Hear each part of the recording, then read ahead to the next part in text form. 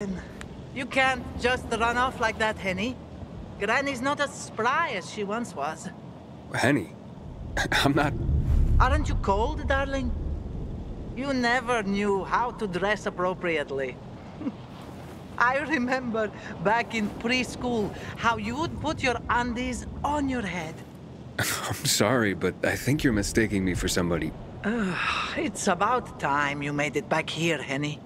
I'm feeling a bit out of sorts today. Why am I even standing here? Aha! Did you get... Do you have those, Help me out here, Henny. I'm sorry, I'm Aiden. Aiden. And I really have to get going. Pills. That's it. You were supposed to bring me my pills. Ran out this morning. And my mind's all sort of foggy. I'd like to help, but I... Okay, let's see.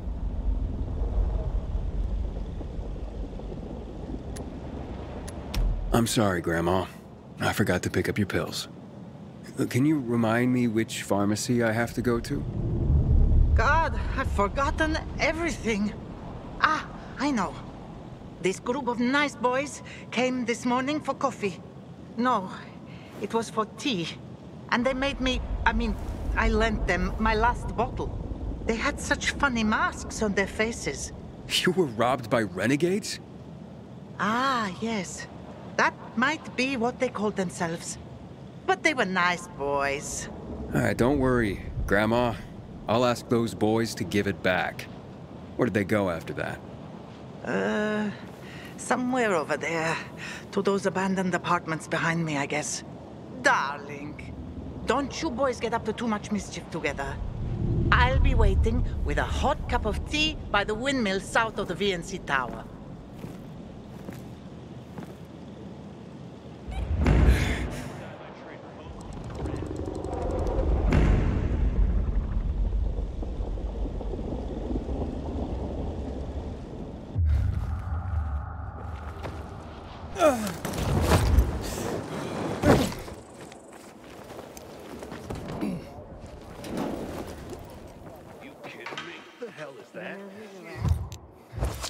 Can't a lady complain about that? GRE shit, it can't be serious. You want to let the murder of the human race fly? You fucking with me? No, who might that be?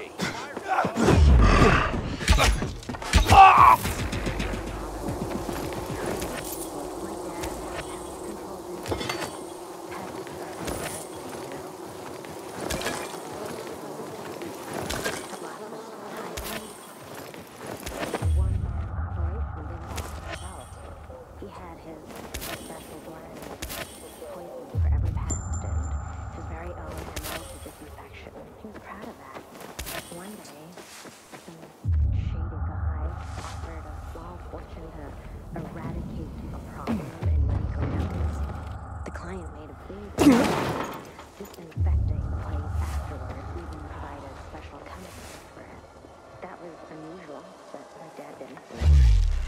The money was good and we needed it.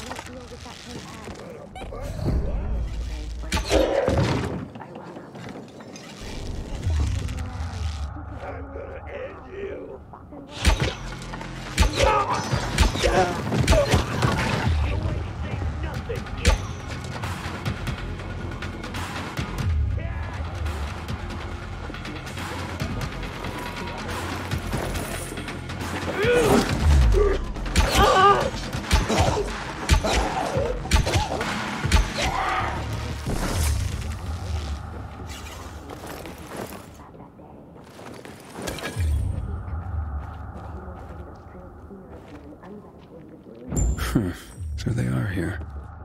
Grandma might be confused, but her memory's just fine for some things. Hope these pills help her.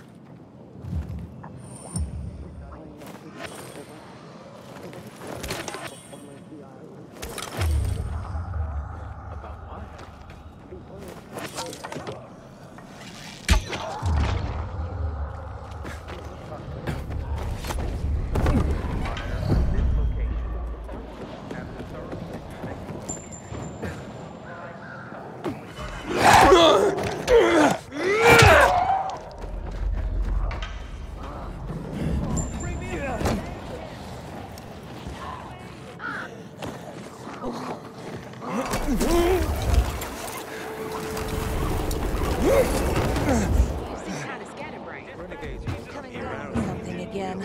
Someone was sneaking up. Here you go, ma'am. I mean, Grandma, I got your pills. Took your sweet time, Jerry. Had to grab a pint with your mates after work again, is that it? You could have let me know before we got married. The day were your true loves. Well, here's your tea. See what kind of wife you have?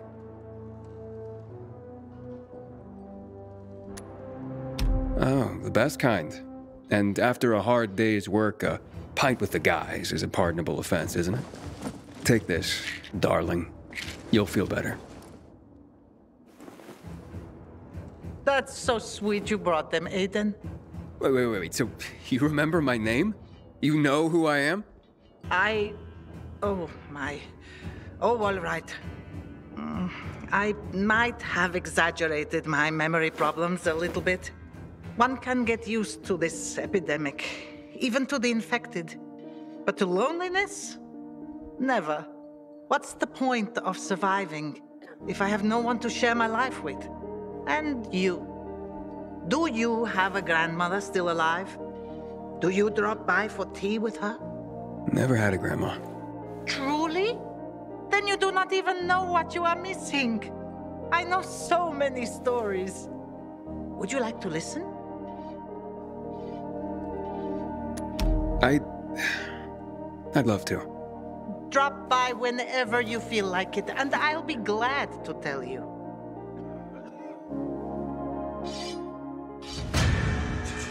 Myself a new weapon in the armory. This one's worn out. People bring hurt on themselves when they ask too much from... I'd love to hear your story now. I am Bosnian. I survived the siege of Sarajevo by the Yugoslav army during the war in Bosnia and Herzegovina. It started in '92 and lasted 4 years. The longest and bloodiest siege in the history of Europe after World War II. My mother and I were hiding in the basement. Very tight, very uncomfortable. It was hard to sleep. One day, a boy showed up. He was maybe 7 years old. His name was Daniel. His parents had been killed by mortar shells.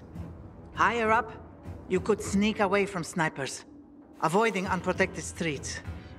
But you could never predict where the missiles would fall. It was only a matter of time before Daniel would die. He came by every day, but my mother never suggested that he stay the night. We lacked food, and a third person would have made it impossible to sleep. One day, Daniel sat with us, and I could see how troubled he was. He had big brown eyes.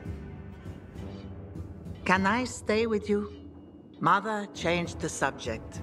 In the following days, she did that 3 more times, until finally, she let him stay. Might she change her mind? I asked her the same question. She said, I had to remind myself what it meant to be human. I have remembered that my whole life. When the virus broke out, I sheltered dozens of immigrants. People think of themselves to survive. But they won't survive if they think only of themselves. Wow. I never thought about it like that. I'm glad I met you.